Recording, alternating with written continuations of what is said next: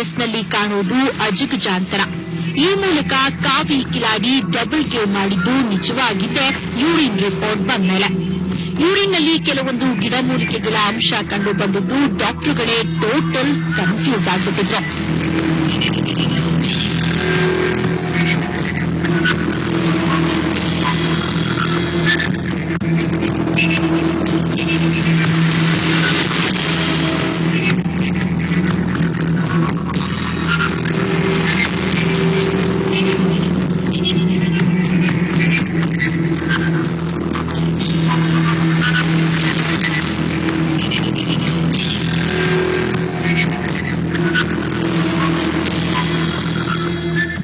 Test ಮುಗಿದ ನಂತರ ಸುಸ್ತಾದ ಸ್ಥಿತಿಯಲ್ಲಿ ಕಂಡರೂ ಆ ಕ್ಷಣವೇ ಹೊಸ ನಾಟಕಕ್ಕೆ ತಯಾರಿ ಶುರುವಾಗಿತ್ತು.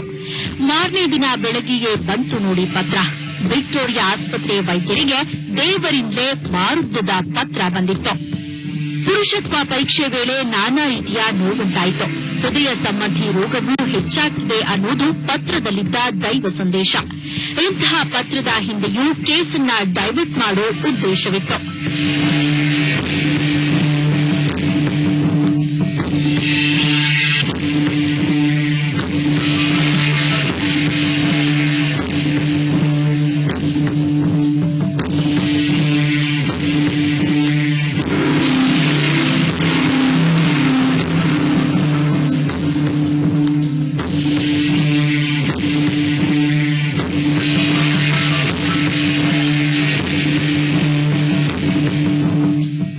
ಪುರುಷತ್ವ ಪರೀಕ್ಷೆ ಹಿನ್ನೆಲೆಯಲ್ಲಿ ನಡೆದ ಪ್ರತಿಭಟನೆಗಳಿಂದ ಭಯಭೀತಗೊಂಡಿದ್ದ ದೇವಮಾನವರು ಬಿಡದಿ ಮಾಯೆಯನ್ನೇ ಬಿಟ್ಟು ಹೋಗುವ ಆಲೋಚನೆ ಮಾಡಿದ್ರು.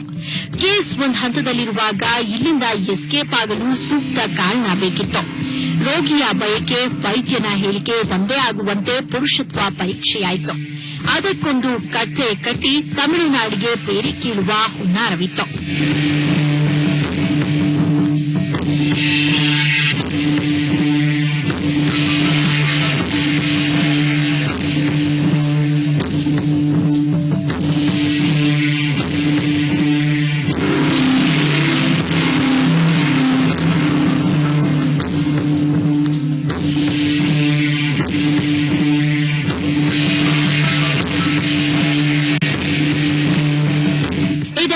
ಮಧ್ಯೆ ವೈದ್ಯರ ಚಿಕಿತ್ಸೆಯಿಂದ ಆರೋಗ್ಯದ ಮೇಲೆ ಅಡ್ಡ ಪರಿಣಾಮ ಆಯಿತು ಅಂತ ಕಥೆ ಕಟ್ಟಿ ಕೇಸ್ನ ಹಾದಿಯನ್ನೇ ಹಳ್ಳಕ್ಕೆ ತಳ್ಳುವ ಎಲ್ಲಾ ಯತ್ನಗಳು ನಡೆದಿತ್ತು.